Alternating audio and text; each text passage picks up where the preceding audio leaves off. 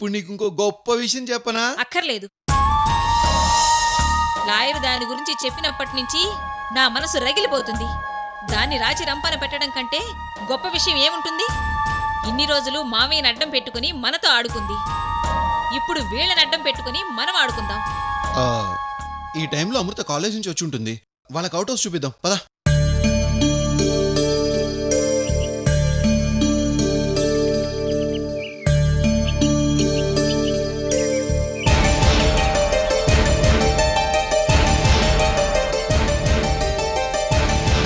Uncle, మనకి అద్దెకిచ్చే ఇల్లు అదేనేమో.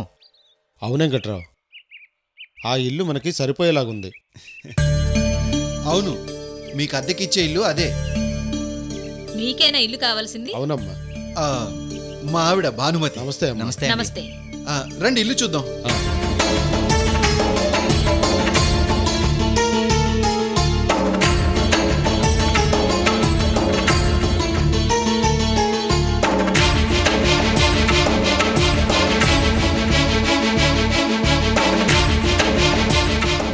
రండి.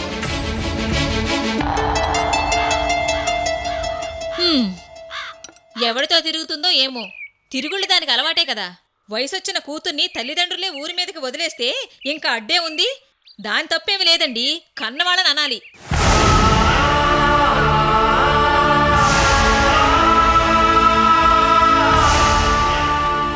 భాను, నాన్న టేబుల్ సర్కిల్లో ఇంకో తాళం ఉండాలిగా, అది తీసుకొస్తావా? సరే.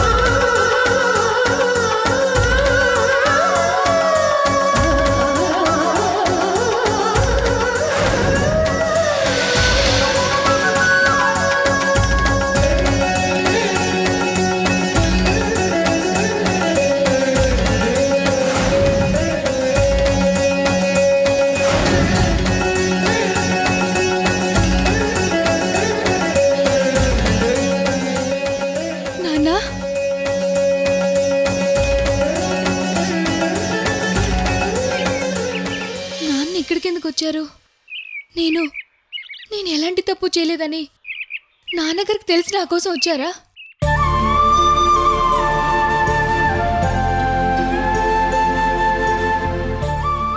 తాతయ్య ఊరికి వెళ్తానన్నారు. అది మా ఊరికేనా? తాతయ్య నా గురించి మొత్తం చెప్పుంటారు. నేనే తప్పు చేయలేదని తెలిసి నాన్న ఇలా వచ్చారేమో.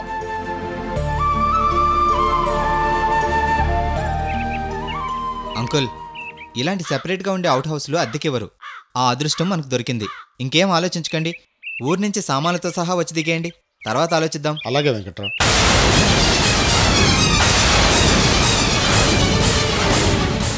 అంటే నాన్న వచ్చింది నా కోసం కాదా?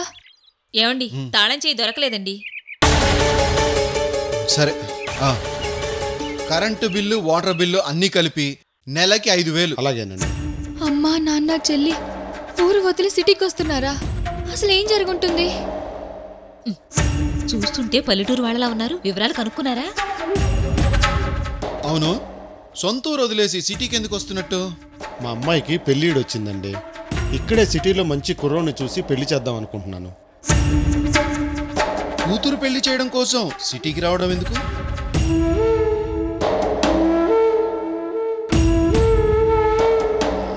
అదేం లేదండి, ఊళ్ళో పంటలు పండడం లేదు సార్. పనులు లేక చాలా మంది సిటీకి వలస వస్తున్నారు. ఇక్కడే ఏదో ఒక పని చేసుకుంటూ అమ్మాయి పెళ్లి చేద్దాం అనుకుంటున్నారండి. మరి ఊర్లో ఆస్తులు ఏమైనా ఉన్నాయా? ఊర్లో ఉన్న కొద్ది పొలం అమ్మి ఆ డబ్బు ఆడపిల్ల పెళ్లి కోసం దాచిపెట్టుకుంటున్నామండి. మీకెంతమంది పిల్లలు?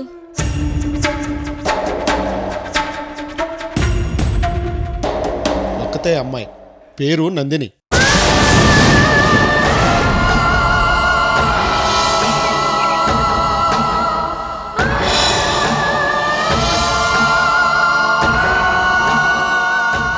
నిజంగా మీరు గొప్పవాళ్ళండి. కూతురి పెళ్లి చేయడం కోసం ఉన్న ఊరును వదిలేసి పొలాన్ని నమ్ముకుని వచ్చేస్తున్నారు. ఎంతమంది తల్లిదండ్రులు ఇలా బాధ్యతగా ఆలోచిస్తున్నారండి?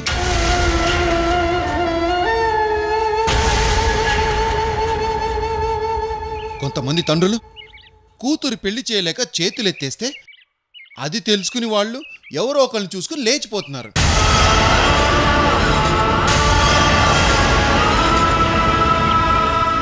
ఎవరో ఎందుకండి, మన ఇంట్లోనే ఉందిగా ఓ జిడ్డు ముఖం, దాని తల్లిదండ్రులది కూడా అదే వరసండి. ఎవరమ్మా? మా అవుట్ హౌస్లో ఉందిలేండి ఓ అమ్మాయి. పేరేంటండి?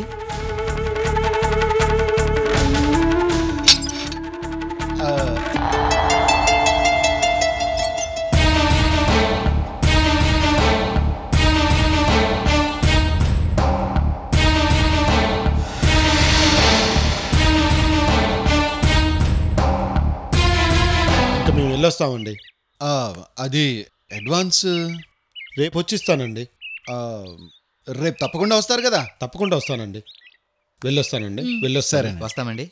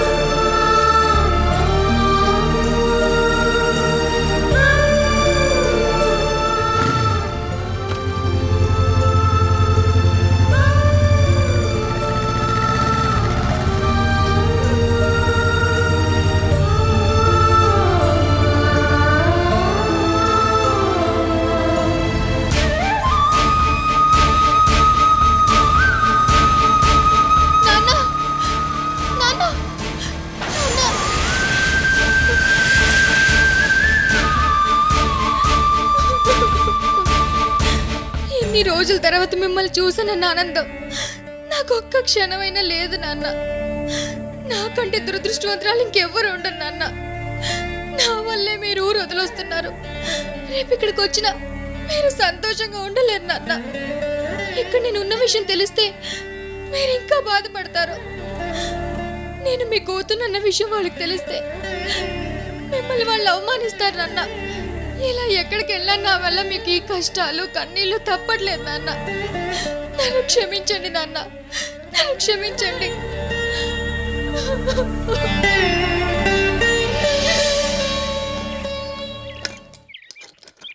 ఏమే నువ్వు మహారాణిలా నీ సొంతింటికి తాళం వేసినట్టు వేస్తే ఎలా?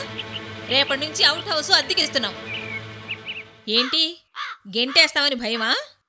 నీలాంటి బజారు మనుషుల్ని గెంటేయాల్సిందే. కానీ ఏం చేస్తావు? గెంటేస్తే మామయ్య గారు ఊరుకుంటారా? ఇక నుంచి మా ఇంట్లో ఉండే ఏర్పాటు చేస్తున్నాం. మొక్కలకి నీళ్లు పోయాలి, త్వరగా రా. అలాగే ఆంటీ.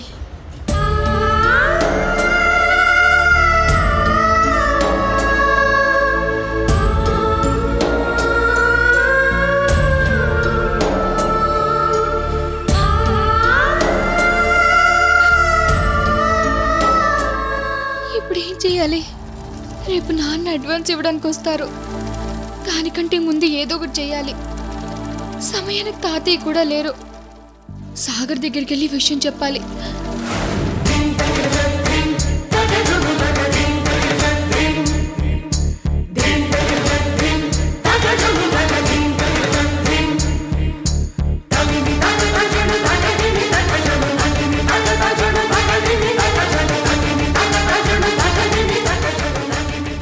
ఖచ్చితంగా నాన్న వాళ్ళు వచ్చేస్తారు.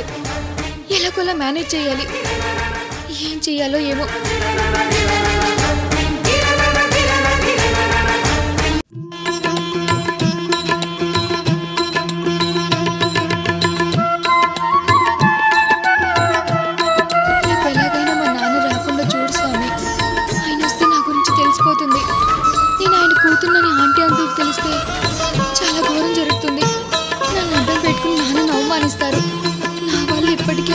తట్టుకోలేక ఊరు వదిలి సిటీకి వస్తున్నారు. మళ్ళీ ఇక్కడ అవమానాలు పడితే ఆయన తట్టుకోలేరు. అందుకే రేపు ఎలాగైనా ఇంటికి రాకుండా చూడు స్వామి.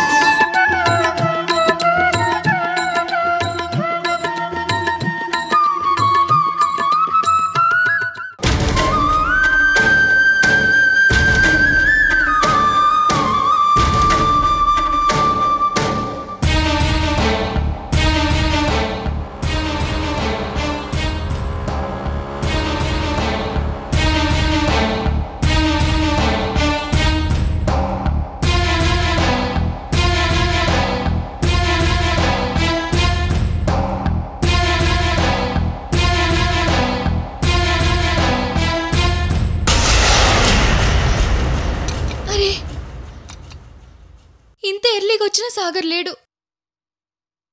ఇప్పుడెలా? తాతయ్య కూడా లేరు.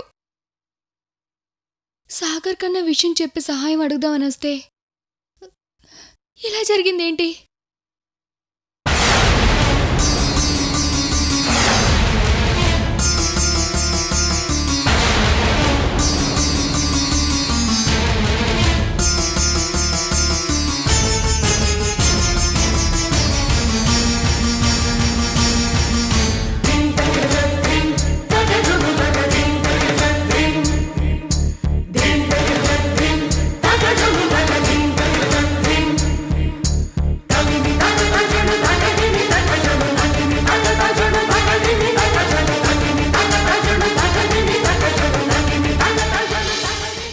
ఇంతసేపు వెయిట్ చేసిన సాగర్ రాలేదంటే అసలు సిటీలో ఉన్నాడో లేదో.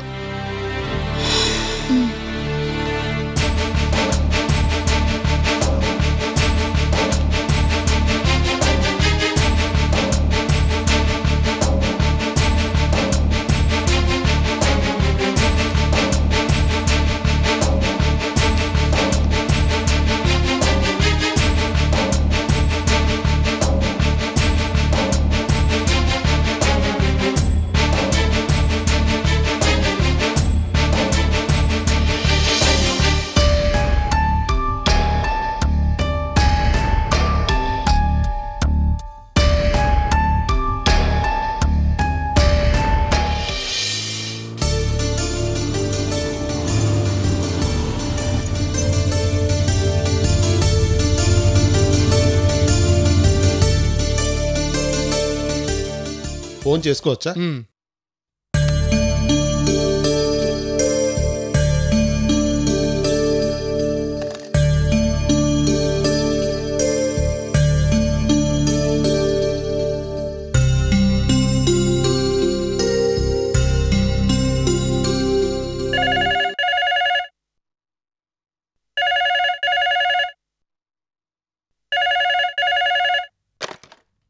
హలో, లక్ష్మి.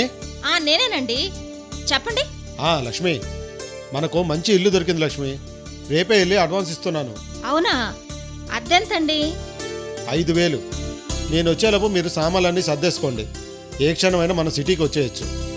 అలాగేనండి, సామాన్లన్నీ సర్ది పెట్టేస్తాను. అమ్మా, అమృతక్క కనిపించిందేమో అడగమా. నువ్వు ఊరుకోవే. లక్ష్మి, చెప్పండి. ఒక పెద్ద రూము, ప్రశాంతమైన వాతావరణం, ఇరుగు పొరుగు గొడవలు లేకుండా చాలా బాగుంది లక్ష్మి. ఆ రూమ్లో ఎవరో అమ్మాయి ఉంటుందంట. ఖాళీ చేసి మనకిస్తామన్నారు. ఎవరండి ఆ అమ్మాయి? ఎవరో మనకెందుకు లక్ష్మి. అలాగేనండి. ఇంటి ఓనర్లు చాలా మంచివాళ్ళు, మర్యాదస్తులు. నాతో బాగా మాట్లాడారు లక్ష్మి. దేవుడి దయ వల్ల మంచి ఇల్లు దొరికింది. ఇంకా రేపే ఊరొదిలి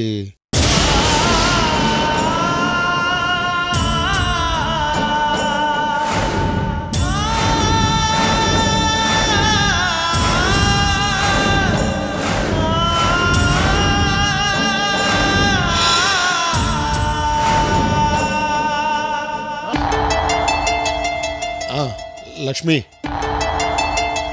ఏంటండి? మనం ఊరొదిలి సిటీకి వెళ్తున్నాం నిజాన్ని తలుచుకుంటుంటే. అదేంటండి, రేపు ఇంటికి అడ్వాన్స్ ఇస్తానని చెప్పి మీరే అలా బాధపడితే ఎలాగండి? ఇలాంటి పరిస్థితి వస్తుందని నేను ఎప్పుడు ఊహించలేదు లక్ష్మి. అమ్మా, అమృతక్క కనిపించిందేమో అడగమా. నువ్వు ఊరుకోవే.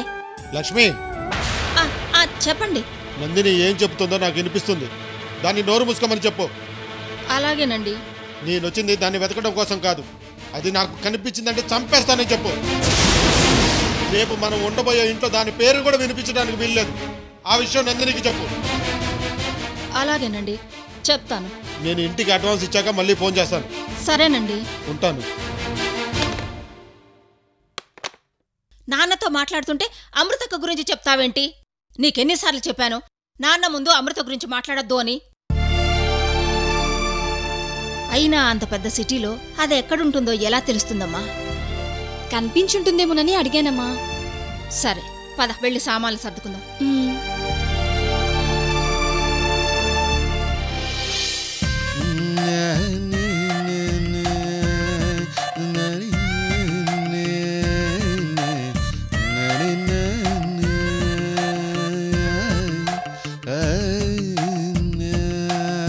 ఏమండి టీ? అమ్మయ్యా.